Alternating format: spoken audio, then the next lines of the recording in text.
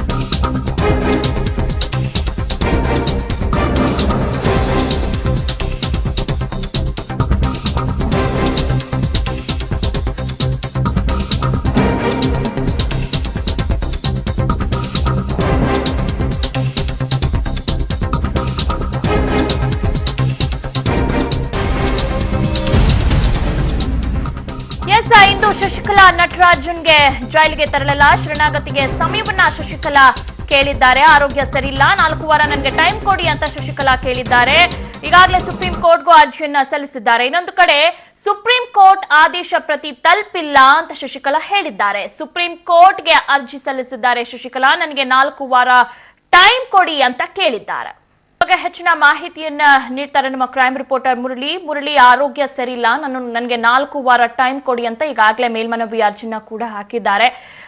ಇದು ಏನು ಪುರಸ್ಕಾರ ಆಗತ್ತಾ ಇಲ್ವಾ? ಒಂದು ವೇಳೆ ಆಗಲ್ಲ ಅಂದ್ರೆ ಏನಾಗುತ್ತೆ ಮುಂದೆ?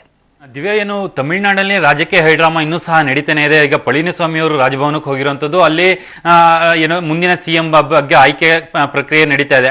ಅದರ ಬೆನ್ನಲ್ಲಿ ಈಗ ಏನು ಶಶಿಕಲಾ ಅವರು ಸಹ ಒಂದು ಸುಪ್ರೀಂ ಕೋರ್ಟ್ಗೆ ಮೇಲ್ಮನವಿಯನ್ನು ಸಲ್ಲಿಸಿದ್ದಾರೆ. ಅಂದ್ರೆ ನನಗೀಗ ಅನಾರೋಗ್ಯ ಕಾಡ್ತಾ ಇದೆ, 4 ವಾರಗಳ ಕಾಲ ಏನು ನಾನು ಶರಣಾಗತಿ ಆಗ್ಲಿಕ್ಕೆ ಸಾಕಷ್ಟು ಕಾಲಾವಕಾಶ ಬೇಕು. ಸಹ 4 ವಾರ ಆದ ನಂತರ ಸಹ ನಾನು ಶರಣಾಗತಿ ಆಗ್ತೀನಿ, ಅದಕ್ಕೆ ಅವಕಾಶ ಮಾಡಿಕೊಡಿ ಅಂತೇಳಿ ಸುಪ್ರೀಂ ಕೋರ್ಟ್ಗೆ ಅರ್ಜಿಯನ್ನು ಸಲ್ಲಿಕೆ ಮಾಡಿರುವಂತದ್ದು. ಆದ್ರೆ ಇದುವರೆಗೂ ಸಹ ಸುಪ್ರೀಂ ಕೋರ್ಟ್ ನಲ್ಲಿ ಅರ್ಜಿ ವಿಚಾರಣೆ ಸಹ ಬಂದಿಲ್ಲ. ಅರ್ಜಿ ವಿಚಾರಣೆ ಬರೋ ಸಾಧ್ಯತೆಗಳು ಈಗ ಕಡಿಮೆ ಅಂತ ಅನಿಸ್ತಾ ಇದೆ. ಯಾಕೆಂದ್ರೆ ಈಗಾಗಲೇ ಕೋರ್ಟ್ ಕಾಲಾವಧಿ ಮುಗ್ದಿರೋ ಹಿನ್ನೆಲೆಯಲ್ಲಿ ಇನ್ನ ಮೇಲೆ ವಿಚಾರಣೆ ಬರೋ ಸಾಧ್ಯತೆಗಳು ತುಂಬಾ ಕಡಿಮೆ. ಆದ್ರೆ ಸುಪ್ರೀಂ ಕೋರ್ಟ್ ಇವತ್ತು ಆದೇಶದ ಮಾಡ್ತಾ ಇರೋ ಸಂದರ್ಭದಲ್ಲಿ 24 ಗಂಟೆ ಒಳಗಡೆ ಏನೋ ಹಾಜರಾಗಬೇಕು, ಶರಣಾಗತಿರಾಗಬೇಕು ಅಂತ ಹೇಳಿ ಒಂದು ಸೂಚನೆ ನೀಡಿತು. ಆದ್ರೆ ಅದು ನಾಳೆ ಬೆಳಗ್ಗೆ 10:30ಕ್ಕೆ 24 ಗಂಟೆ ಸಂಪೂರ್ಣವಾಗಿ ಮುಗಿತಾ ಇದೆ.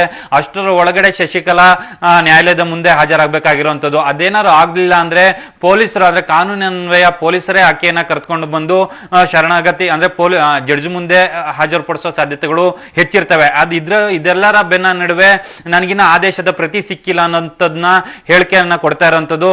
ಇದನ್ನೆಲ್ಲ ಸಹ ನೋಡಿದ್ರೆ ಶಶಿಕಲಾ ಅವರು ಇನ್ನಷ್ಟು ಡಿಲೇ ಮಾಡುವಂತ ಏನು ಒಂದು ಪ್ರವೃತ್ತಿಗೆ ಕೈ ಹಾಕ್ತಾ ಇದ್ದಾರೆ. ಯಾಕೆಂದ್ರೆ ನಾಳೆ ಬೆಳಿಗ್ಗೆ 10:30ಕ್ಕೆ ಮತ್ತೆ ಸುಪ್ರೀಂ ಕೋರ್ಟ್ ಓಪನ್ ಆಗುತ್ತೆ. ಆ ಸಂದರ್ಭದಲ್ಲಿ ಅರ್ಜಿ ವಿಚಾರಣೆಗೆ ತರಾತುರಿಯಲ್ಲಿ ತರುವಂತದ್ದು, ಅದಕ್ಕೆ ಸ್ಟೇ ತರಲಿಕ್ಕೆ ಒಂದು ಪ್ರಯತ್ನ ಮಾಡುವಂಥದ್ದು, 4 ವಾರಗಳ ಕಾಲ ಕಾಲಾವಕಾಶನ ಪಡೆದುಕೊಳ್ಳುವಂಥದ್ದು, ಇದೆಲ್ಲ ಹುನ್ನಾರಗಳು ನಡೆಸ್ತಾ ಇದ್ದಾರೆ ಅಂತ ಮೇಲ್ನೋಟಕ್ಕೆ ಕಾಣಿಸ್ತಾ ಇರುವಂತದ್ದು. ದಿವ್ಯಾ, ಹಾಗಿದ್ರೆ ಏನಾಗಬಹುದು ಮುರಳಿ ಮುಂದೆ?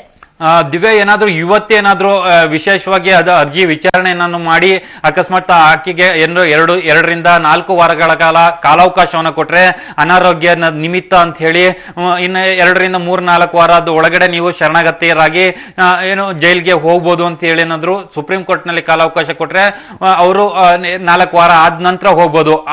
ಇಲ್ಲ ಆಗ್ಲಿಲ್ಲ ಅಂತ ಹೇಳಿದ್ರೆ ಪೊಲೀಸರಿಗೆ ಒಂದು ಆಪ್ಷನ್ ಇದೆ, ಆಕೆಯನ್ನ ಬಂಧಿಸಿ ಅಂದ್ರೆ ತಮ್ಮ ವಶಕ್ಕೆ ತೆಗೆದುಕೊಂಡು ನ್ಯಾಯಾಧೀಶರ ಮುಂದೆ ಹಾಜರುಪಡಿಸುವಂತ ಕಾನೂನಿನಲ್ಲಿ ಅವಕಾಶ ಇರುವಂತದ್ದು. ದಿವ್ಯಾ, ಓಕೆ, ಈಗಾಗಲೇ ಅರ್ಜಿಯನ್ನ ಸಲ್ಲಿಸಿದ್ದಾರೆ, ಬಟ್ ಅದು ಆಕ್ಸೆಪ್ಟ್ ಆಗುತ್ತಾ ಮುರಳಿ?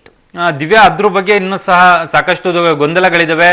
ಏನಂದ್ರೆ ಅರ್ಜಿ ವಿಚಾರಣೆ ಇನ್ನೂ ಸಹ ಬರ್ತಿಲ್ಲ, ಅಕ್ಸೆಪ್ಟ್ ಆಗಿದೆಯಾ ಏನೋ ಅನ್ನೋದ್ರು ಇನ್ನೂ ಬೆಳವಣಿಗೆಗಳು ಆಗಿಲ್ಲ ಅಂದ್ರೆ ಏನಾಗುತ್ತೆ, ಏನೆಲ್ಲ ಬೆಳವಣಿಗೆಗಳಾಗುತ್ತೆ? ಕಾನೂನು ಪ್ರಕಾರ ಪೊಲೀಸರು ವಶಕ್ಕೆ ತೆಗೆದುಕೊಳ್ತಾರೆ. ಪೊಲೀಸರು ಆಕೆ ಏನಾದ್ರು ಅಂದ್ರೆ ನಾಳೆ ಬೆಳಗ್ಗೆ 10:30 ಒಳಗಡೆ ನ್ಯಾಯಾಧೀಶರ ಮುಂದೆ ಶರಣಾಗತಿ ಆಗದೆ ಇದ್ರೆ ನಾಳೆ ಬೆಳಗ್ಗೆ ಗ್ಯಾರಂಟಿ ಅವರನ್ನ ಪೊಲೀಸರು ಅಂದ್ರೆ 24 ಗಂಟೆ ಕಾಲಾವಕಾಶ ಮುಗಿಯುತ್ತೆ. ಅದಾದ ನಂತರ ಆಕೆಯನ್ನ ವಶಕ್ಕೆ ತೆಗೆದುಕೊಳ್ತಾರೆ. ವಶಕ್ಕೆ ತೆಗೆದುಕೊಂಡು ಬಂದು ಬೆಂಗಳೂರಿನಲ್ಲಿ ಅಂದ್ರೆ ಅಶ್ವಥ್ ನಾರಾಯಣ ಅಂದ್ರೆ ವಿಶೇಷವಾಗಿ ಜಡ್ಜ್ ಆಗಿರುವಂತ ಅವರ ಮುಂದೆ ಹಾಜರುಪಡಿಸುವಂಥದ್ದು, ಅದಾದ ಬಳಿಕ ಜೈಲಿಗೆ ಹೋಗುವಂಥದ್ದು. ಅಂದ್ರೆ ಆಕೆ ಅಪ್ಸ್ಕ್ಯಾಂಡ್ ಆಗ್ತಾ ಇದ್ರು ಅನ್ನೋದನ್ನು ಸಹ ಏನೋ ಕೋರ್ಟ್ ಪರಿಗಣನೆ ಮಾಡ್ತದೆ. ಪರಿಗಣನೆ ಮಾಡಿ ಅದರಿಂದ ಒಂದಷ್ಟು ಸ್ವಲ್ಪ ಹಿಂಸೆ ಆಗುವಂತ ಸಾಧ್ಯತೆಗಳು ಶಶಿಕಲಾ ಅವರಿಗೆ ಹೆಚ್ಚಾಗೋ ಸಾಧ್ಯತೆಗಳು ಸಹ ಇದಾವೆ. ದಿವ್ಯಾ. ಹಾಗಿದ್ರೆ ಇಳೆವರ್ಸಿ ಮತ್ತು ಸುಧಾಕರನ್ ಏನಾಗುದು, ಎಲ್ಲಿದ್ದಾರೆ ಈಗ? ದಿವ್ಯಾ, ಏನಂದ್ರೆ ಈಗಿನ ಮಾಹಿತಿ ಪ್ರಕಾರ ಶಶಿಕಲಾ ಅವರ ನಡವಳಿಕೆ ಏನಿರುತ್ತೆ ಅದನ್ನ ಅವರು ಸಹ ಫಾಲೋ ಮಾಡ್ತಾ ಇದ್ದಾರೆ. ಶಶಿಕಲಾ ಅವರ ಜೊತೆಯಲ್ಲೇ ಸಹ ಅವರು ಬರೋ ಸಾಧ್ಯತೆಗಳಿದಾವೆ. ಏನಂದ್ರೆ ಒಂದು ರಾಜಕೀಯ ಹೈಡ್ರಾಮಾನು ಸಹ ನಡೆಯೋ ಸಾಧ್ಯತೆಗಳಿದಾವೆ ಅಂತ ಹೇಳಿ ತಮಿಳುನಾಡಿನಲ್ಲಿ ಮಾತುಗಳು ಕೇಳಿ ಬರ್ತಾ ಇರೋಂಥದ್ದು. ಏನಂದ್ರೆ ಈಗಾಗಲೇ ಸುಪ್ರೀಂ ಕೋರ್ಟ್ಗೆ ಒಂದು ಅರ್ಜಿಯನ್ನ ಮೇಲ್ಮನವಿ ಅರ್ಜಿಯನ್ನ ಸಲ್ಲಿಕೆ ಮಾಡಿದ್ದಾರೆ. ಅದು ವಿಚಾರಣೆ ಬರಲಿಲ್ಲ, ಅದು ತಿರಸ್ಕೃತ ಆಯ್ತು ಅಂತ ಏನಾದ್ರು ಅಂತ ಸಂದರ್ಭದಲ್ಲಿ ಪೊಲೀಸರ ಆಕೆಯನ್ನ ಬಂಧಿಸೋಕೆ ಹೋಗ್ತಾರೆ.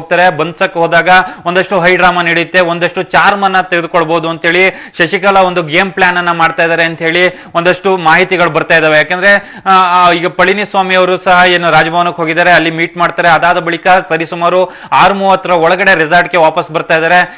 ಇದೆಲ್ಲಾ ಬೆಳವಣಿಗೆಗಳನ್ನ ಶಶಿಕಲಾ ಅವರ ಏನು ಮನಗಣನೆಗೆ ಮಾಡಿಕೊಂಡು ಅವ್ರಿಗೆ ಒಂದು ಸ್ವಲ್ಪ ಮನವರಿಕೆ ಮಾಡ್ಕೊಡ್ತಾರೆ. ಮನವರಿಕೆ ಮಾಡಿಕೊಟ್ಟ ನಂತರ ಆಕೆ ಏನಾದ್ರು ನಾಳೆ ಬೆಳಗ್ಗೆ 10:30 ಒಳಗಡೆ ನ್ಯಾಯಾಧೀಶರ ಮುಂದೆ ಹಾಜರಾಗುವಂತ ಏನು ಪ್ರಯತ್ನವನ್ನ ಮಾಡ್ತಾರ, ಇಲ್ಲ ಪೊಲೀಸರೇ ಆಕೆಯನ್ನ ವಶಕ್ಕೆ ತೆಗೆದುಕೊಳ್ಳುವಂತ ಪ್ರಯತ್ನವನ್ನ ಆಕೆ ಮಾಡ್ಕೊಡ್ತಾರ ಅನ್ನೋದ್ರ ಬಗ್ಗೆ ಕಾದ್ ನೋಡ್ಬೇಕಾಗುತ್ತೆ ದಿವ್ಯಾ.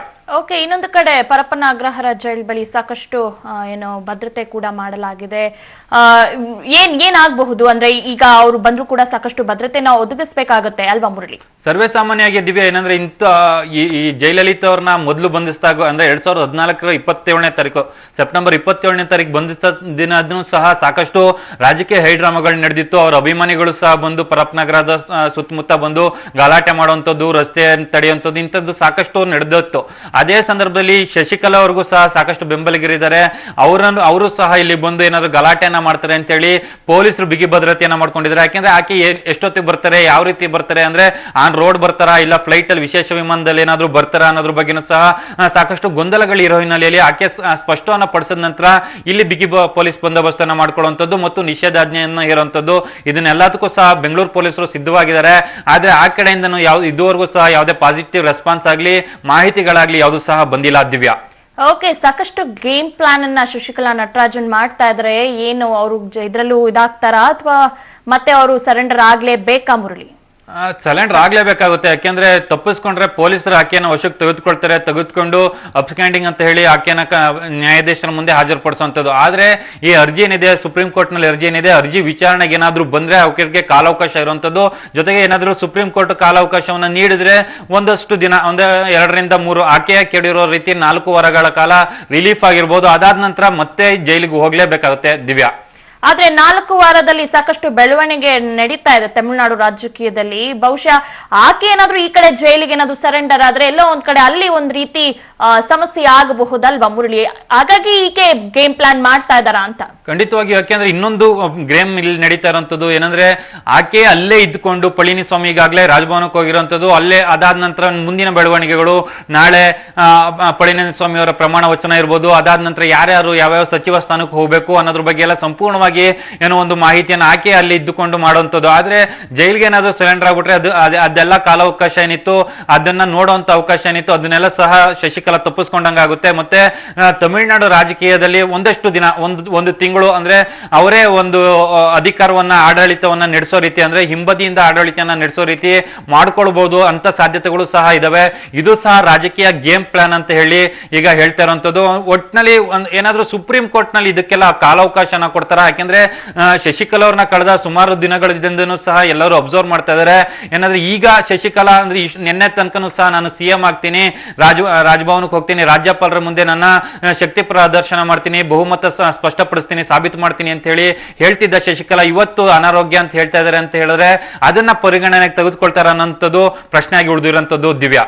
ಓಕೆ, ನೋಡೋಣ ಮುರಳಿ ಅವರ ಗೇಮ್ ಪ್ಲಾನ್ ಸಕ್ಸಸ್ ಆಗತ್ತಾ ಇಲ್ವಾ ಅಂತ. ಧನ್ಯವಾದಗಳು ತಮ್ಮ ಮಾಹಿತಿಗಾಗಿ. ರಾಜ್ಯ ರಾಜಕೀಯದಲ್ಲಿ ವಾರದಿಂದ ಡೈರಿಯ ಸುದ್ದಿ ಇತ್ತು. ಈಗ ಅದಕ್ಕೆ ಸಿಡಿ ಸೇರ್ಕೊಂಡಿದೆ.